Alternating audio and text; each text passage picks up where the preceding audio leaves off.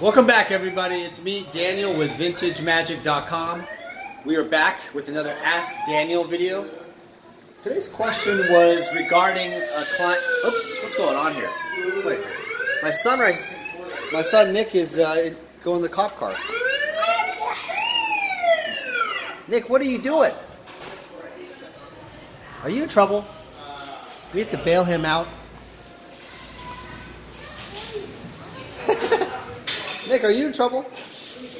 Alright guys, you guys figured it out already. We are at this actually hands-on children's museum. It is a really cool little place for kids. If you ever go to a children's museum in your town, I highly recommend it because it's great for babysitting type of things. Gives the kids a lot of activities and such like that. Yeah, but today's video is going to be about a question that was posed from a guy in Singapore. He asked about trading his reserveless cards, in this case, dual lands. There were some power artifacts, basically about 15K worth of reserveless cards. He would then get a trade bonus, and basically he would get, in exchange, 3 near mint unlimited Black Lotuses.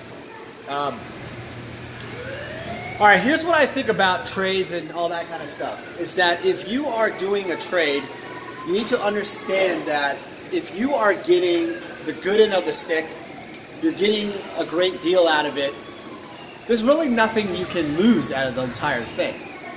Now, I will say this, that trades need to be one of those things that you have to understand is the items that you're trading going to go higher than the items that you're trading for? It's always the dilemma.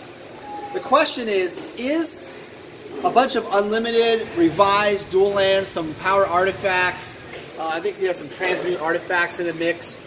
Are those cards going to go higher long term than an unlimited near mint Black Lotus, value-wise?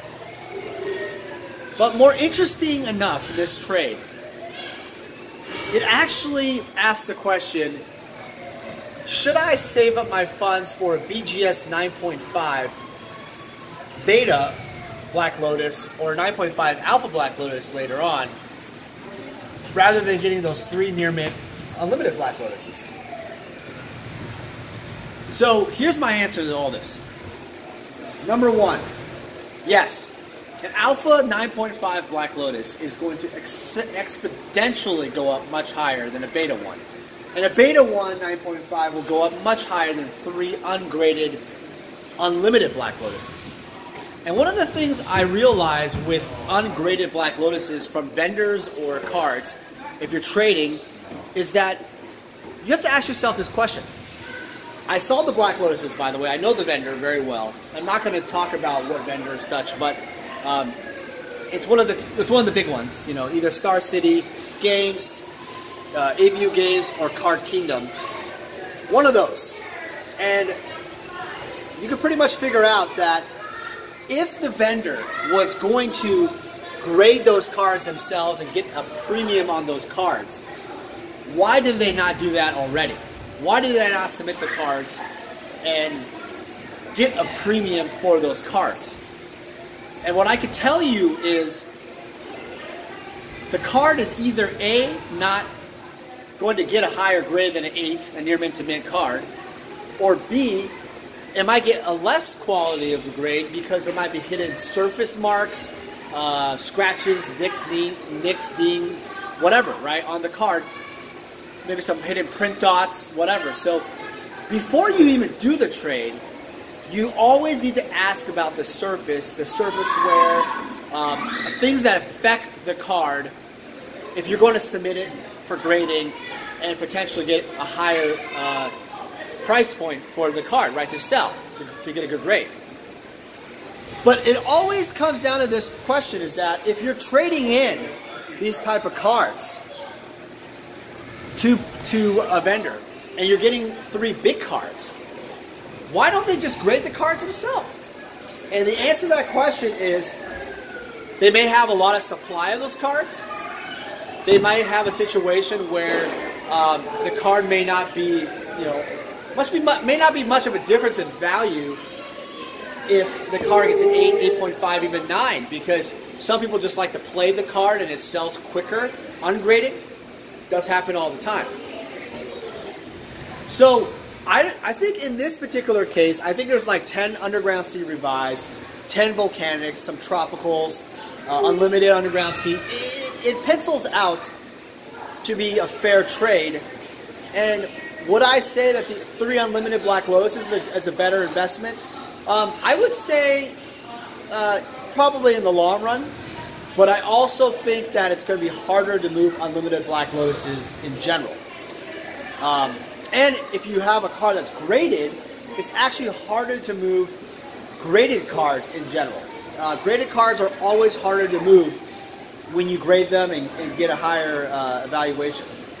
So something you have to keep in mind about that in trades. And my son Nick here, he's going crazy. Hey Nick, what are you doing? Nick! Hi! Hi! Say hi! Say hi! Hi! Hi! Hi! Nick doesn't know what's going on.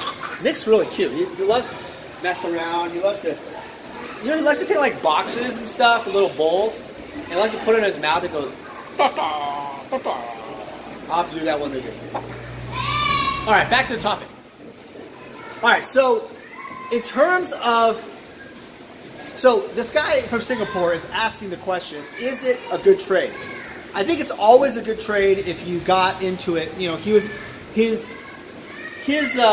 cost is probably $10,000 to $11,000, and he's getting, you know, roughly about $18,000 of potentially trade for those unlimited Lotuses. I think it's a good trade. But the bigger question is it better to save that money up for the big dog, 9.5 Beta Black Lotus, or even the bigger dog, the 9.5 Alpha Black Lotus? The answer would be absolutely. Absolute freaking loot. Now the thing here is cash. Does he have the cash flow to maintain, to hold the items for long term? And he specifically told me that the problem with this is that he wants to still be able to liquidate. These have to be liquid within 5 to 10 years if something happens. I really feel like the Alpha Black Lotus and the Beta Black Lotus long term has to be a little bit longer than the 5 to 10 years to see enormous gains, because the game will keep becoming that high-end, you know, the game will keep being that, you know, historical collectible, the Black Lotus, continue to grow in value, and you will see more and more gains longer you wait. But liquid-wise, I'm not sure. I'm not sure that a 9.5 Alpha Black Lotus or a Beta Black Lotus is going to be really liquid because of the fact that it's a higher price point.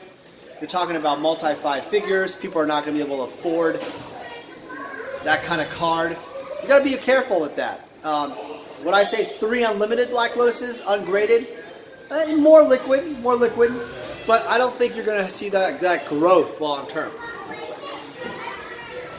My feeling on this guy is that he made some deals to acquire reserve list cards, saw them go up, and is looking to go to the big leagues in terms of the bigger cards, and, you know, obviously have gains and, you know, go, you know, get more in his collection of value cards. But my fear is that there's not enough cash flow here for him, because there might be a situation where you can't really actually hold on to those bigger cards like a 9.5 Alpha Lotus or a Beta Black Lotus, and he may have to just liquidate it anyway. So if that is the case, if you are actually feeling a risk, I'm talking to the guy in Singapore, if you feel like a risk that you have to liquidate your cards, then I would definitely not buy.